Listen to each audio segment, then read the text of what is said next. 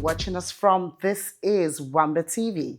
We're live at the studios. My name is to remain mega messified in the building. Sitting beside me is ADAUGO Adugo. Hi, messified. Yeah, hi. You're welcome to this beautiful show. So today there is something we want to talk about. I mean, it's Women's Day, and one of the issues that we thought as women of color, as African women, Black women, that we need to talk about is fibroids. Correct. For example, why I feel like this is like a topic to talk about is the fact that Lupita Nyong'o had to make a post. Do you know she said she has 77 fibroids. 50 of them are still inside of her, and she's taking out about 27. And if you look at Lupita, she's very slim.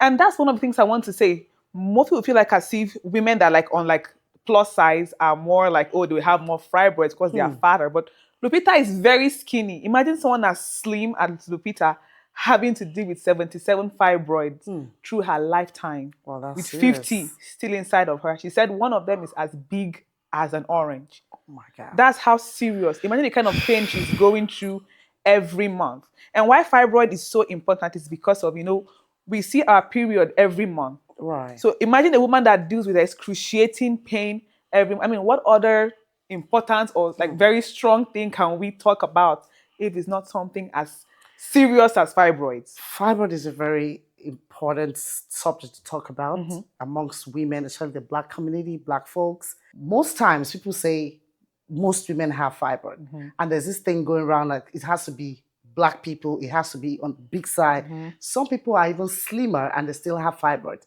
So what are the things that people do, or what are the things that we're not doing right that is making us have that? So for me, I always say, for example, I am not a medical personnel. Disclaimer, I have no knowledge of, I'm not a doctor, I'm not an OBGYN, but I'm just a curious person, just like Messified here. Yeah. None of us are want to learn. working, but as something that in your lifetime, because I've known 2 or 3 people that had to deal with fibroids. That's right. And that's why we're talking about it, not from a place of, oh, we are well knowledge, we know what we are saying, but because of concern, as in it's something that's happening with people. I had a friend that had a fibroid operation. I've known people who died from fibroid surgeries. There are people who I have a friend that's had a baby and she had her. So Same here. You always know that there's this one person around you that had fibroids. And one of the things that I've learned or I've also researched is that fibroids can be hereditary. That's right. It's genetic. So if somebody in your family, an auntie, your grandma, your mom has had fibroids before, the person is more likely to develop fibroids. That's right. But now the question is, why is it mostly Black women? What till we do? That is it. So now, please, if you're a doctor, a nurse, medical practitioner, please go in text, give us some insights on these things because we need to know exactly what we, the Black women, are doing that is not right. What are we not doing? Because honestly, I've had cases of women. I have a sister that had fibroid, although she had twins with it, and I had another person, they had to take off all her womb because of fibroid. So, but we're just saying, what is that thing that is causing it? What is that thing that we need to do to stop it? That is what we're talking about it. All right. And if you Google cause of fibroids, there is no one cause. Even science is confused. They're trying to figure out what exactly. But with the fact that Black women are 2 to 3 times more likely to develop fibroids than and there's Caucasian another stigma counterparts. again. A lot of women don't even want to talk about it. It is a stigma, For crying out loud, ladies, wherever you are, watching us live, whatever, please, if you have something that you know that it is a body, it is a concern, talk to somebody about it. If you want to go invasive, you want to do surgeries about it, please talk to somebody. If you want to go local, take herbs or whatever, please do something. Your health is what is important. So why are people not talking about fibroid, First of all, I would say when it comes to us as Africans, Black people, there's already a shame attached to being a woman in the first place. There's so many myths. The idea that people see their period, something as common, as natural as seeing period, people are ashamed to even say they're in their period. Oh, Lord. But you want a woman to have babies. How will she have a baby without seeing her periods? Now, period is supposed to be normal, so you can have children. You are ashamed to talk about it. Now, imagine something that affects your menstrual cycle. You've not been able to even talk about the regular, the normal thing. Then you now say there's a problem affecting. So when I said, like a black woman, when they look at you, you're supposed to be like a symbol of fertility. What do That's you mean you right. can't have babies? So So anything that they feel like as if is going to reduce your chances of having, who wants to say, people oh, I wouldn't want have to talk about fibroids? it. So they'll be like, oh, so you cannot give birth, which is also another myth. That is a lie, because there are women who've gone ahead to have successful Exactly. pregnancies Even having twins. My with their sister had fibroids. twins with fibroid.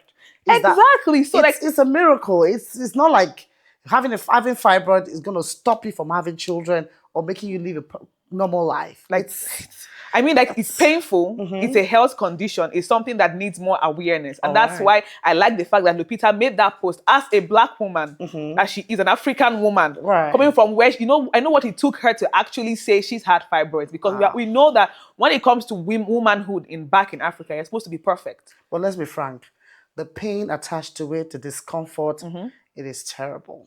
I feel for those women like going through all this, especially the heavy flow. How do they survive it? How do they cope with it? It's something that, look at the way we even had to even breathe together. And another reason why I feel like people are ashamed talking about it is because of the stigma that say, okay, so if you have fibroids, number one, you can't give birth. So that's the stigma of infertility. There's also the stigma of, if you've had fibroids, that means you cannot have, like, you've not been able to have children. You can't be, or probably you've done abortion. You've done exactly, like you have like a very. So now there are two things. There are people who believe that if a woman has fibroids, she's had too much sex, she's had too many abortions, and there are those who believe that a woman who is not having enough sex would develop fibroids. So out loud, what is going on? Like, we really need like medical professionals, like black medical African medical professionals to actually come out and be a voice now and tell us that this is what is going on. Right. There is no known actual cause of fibroids. Now, talking about preventing it, the usual thing, okay, exercise, that's right, eat healthy, sunlight, take your vitamins, eat healthy. But there are people who will do all of that, and they still, that's why that's genetics. So why is that's like a big question I want people in the comment section to put. Why more black people can have it? Why? What is going on? It's something that I wish, one of the myths that we know people need to actually talk about and take away the shame, because the Bible will say you expose the devil and he will flee. I think if we start talking more about fibroids, people will begin to find solutions. That confidence to talk about it and get better help and all that. So I hear people say they don't want to do the surgeries right here. They know quite all right that all they need to do is to get the surgery done and they'll be fine. And they would rather say they want to go back to Africa. Why are they doing that? I mean, that's even weird for someone that's living like in a state, like live like in the US, Western a country world. like in the US, or Come on. and say, oh, I can't do it here. But I understand, the fear of most Caucasian doctors do not understand the black woman's body. They feel like they don't understand our pain, our system, so they prefer if I go home, people at home will understand. But people at home are afraid of doing their surgeries because what if NEPA carry lights when they do the surgery? Now, I mean, that's something that can never happen here. Definitely. But what if back home you are going to? But people have actually gone home and had their surgery successfully. That's right. Understand? So I'm just wondering, like, there are so many ways to manage. People say it's herbs. And I hear some people say they don't even want to do no surgeries. Yeah, so people are afraid of surgeries. They would rather be praying and be trusting God that the for a miracle. Come on. Some people say it's herbs. If you take herbs, God has given us wisdom to do the right thing. If you're having headache and you have to take something, please do take it. It is not, okay, sometimes you just need to relax. Sometimes you just need to change some lifestyle and all that. But if you have to do surgeries or something, go ahead and do it. And I think I know most people, like, again, being Africans, there are some things they don't want to talk about. What do you mean you're having surgeries? Something as sacred as having children. They feel like if you not do it the natural way, something is wrong with you. Some people don't want to do surgery because they feel that, Lord, if I do that surgery, it just means that I don't have hope in God. That's God it. Did not. Some people tell that once you've done a surgery, you can never get better. The fibroids will multiply. But I feel like if you speak with your healthcare practitioner, that's right, they will tell you if you need surgeries or not. There's so many success stories even after surgeries. So I don't know why people are still afraid to go invasive. And it's not even like every case of fibroid leads to surgery. Some are so tiny, it'll tell you, leave medication, don't bother it. Yeah. Because it's not bothering you. That's it. And that's why most people feel like, oh, a lot of women have fibroids, or most women, because some people have like very tiny one, they'll be like, it's just there. It's just, when it becomes a problem is when it begins to like multiply and get bigger and all that. So it's not everybody that actually needs surgery. But if you actually need surgery, by all means, Get it done. That's If it. you want a Nigerian doctor, you don't have to go back to Nigeria. You can actually stay here and find a Nigerian doctor. We have very good Nigerian doctors in the United States that can do it. If you feel like going home is better for you, but do not limit yourself to what, oh, my pastor said, they said if I do this. That's where people begin to have complications. Please. That's true. Things that would have been easier handled at the onset, they leave you to keep growing until now becomes bad. Like, oh, the surgery killed. No, the surgery did not kill you. It was too many complications. And ignorance. Sometimes get the right information, talk to the right people, and everything will be sorted. Your health is what matters. Consult your doctor. Can we talk about the emotional aspect of it as it affects marriage, marital issues, when it comes to fibroid cases and all that? Can we talk about it a little bit? That's something I want to say. Please. And I wish that pastor or any of his members can watch this video. I saw a viral video of a pastor telling his congregations that abortions and so many sexual encounters is the reason why a woman would develop fibroids. I was so upset watching that video because imagine the number of men in that church who probably have wives who are suffering from fibroids, listening to that, and then they start looking at their wife. So now what they do be that? So now why you get the fibroid? That is very wrong. Imagine the impact of those utterances on that marriage. Especially if the man is not well learned, that believes whatever it is they hear. Because there's always a reason to crucify a woman. So now imagine saying the cause of your fibroid is because of your past life. But there are virgins out there with fibroids. In fact, there's a trending post on Facebook where a so-called doctor said virginity is why if you're a virgin, if you're not having enough sex, they're going to develop fibroids. So in a marriage with all the mouths, as Africans now, marriage is supposed to be between two people. By the end of the day, you have 25 people in the marriage with you to deal with. Especially when there are no kids involved. Oh, Lord. And then they hear that, the woman has fibroids. At that point, what is in their mind is that the woman, her fibroid is the cause of the lack of the infertility. Yes, fibroids may lead to not being able to get pregnant. But it's not the major. But it's not the cause. So imagine a woman having fibroids and her husband has low sperm counts. I'll talk about it. Or the man is shooting blanks. And then, but because she has fibroids, they'll say she's the cause of it. And nobody's trying to get the man to go check himself.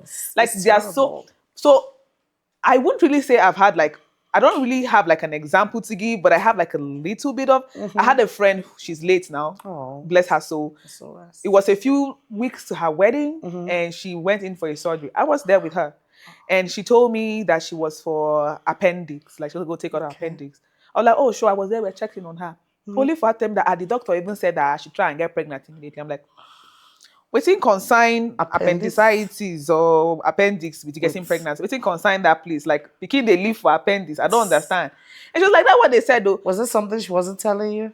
So that's the thing. My own close friend couldn't even tell me that she has fibroids. Oh Lord. That's what we're talking about. That's how bad the stigma is. So it's after she passed away, but she passed away during childbirth. We lost her and we lost the baby. Oh Jesus. That, at that point we weren't speaking, we're not friends for a while. So that's those petty things women do. I don't talk to you. And the woman, she passed on. I got to learn that she had multiple miscarriages. Oh, God. And then that surgery I was with her in the hospital was actually for fibroids.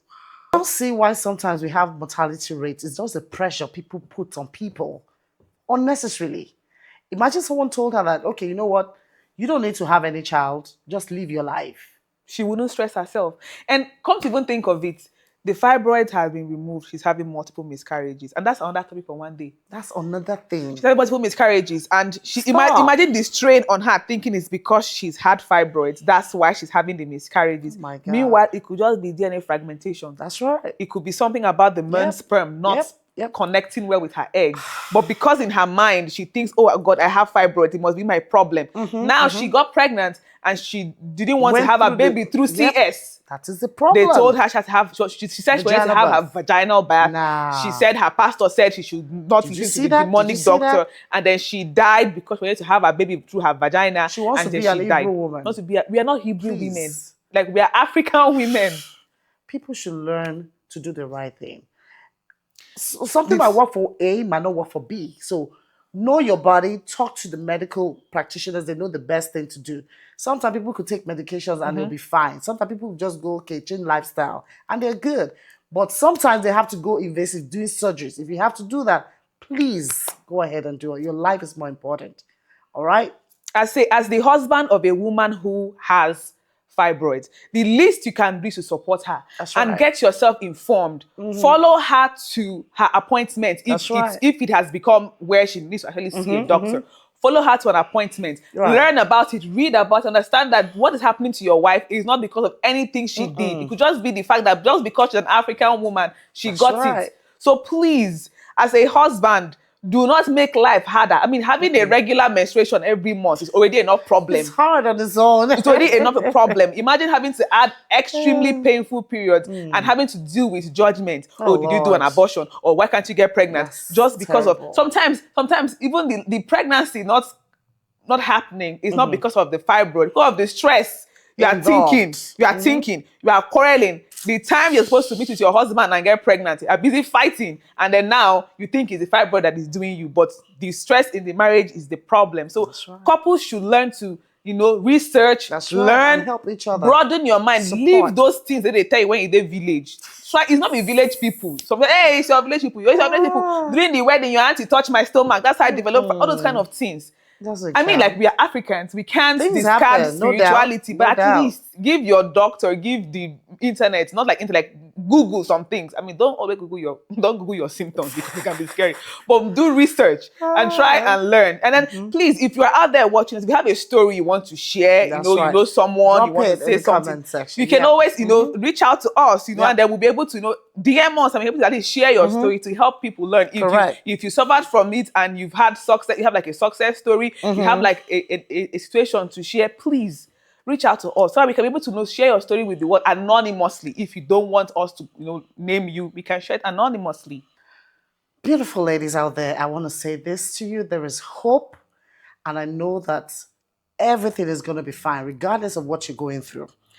Research is shifting towards understanding the molecular, genetic, and environmental factors contributing to growth to identify better therapeutic targets. So I want you to have faith and trust God. Things are going to work out fine. Research is going on. Don't forget. Things are getting better. Yes. I mean, the world is changing. Yes. And believe like the next 5 years, there might be just a solution. Someone wakes up one day and that, oh my God, this is actually the cause of fibroids. That's and it. Then it changes. And that's it. Boom. Everybody's fine, And what we can do is to don't lose hope. Keep learning. And encourage any woman that is going through this challenge or something like that. Just encourage one another and keep your head up high, strong. You'll beat it, you'll fight it, you're going to be a survivor. Stay blessed. Thank you. Thank you for joining us today on WambeTV. Right. Hi, Messified. Bye, Messified. Bye. Bye.